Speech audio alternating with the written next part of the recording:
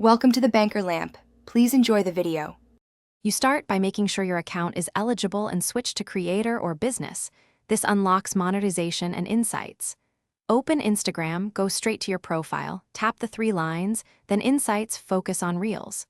Once done, pick the date range you want and enable monetization or add labels so revenue-linked metrics appear. This first step gets the data you need.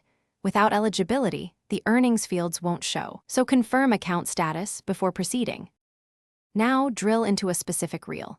Tap View Insights on the reel itself and examine plays, saves, and the monetization lines. These often list estimated earnings, revenue share percentage, and RPM. Once you see estimated earnings, make sure the payout period and thresholds match your Creator Studio or Facebook page settings, because platform dashboards sometimes differ. If numbers look off, compare the reel-level insights with Creator Studio's payment report to reconcile differences and understand timing and attribution.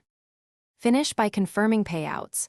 Open Creator Studio or the professional dashboard to see pending versus paid amounts and the scheduled payout date. Make sure your payment method, tax information, and payout threshold are complete. Missing forms often block payment.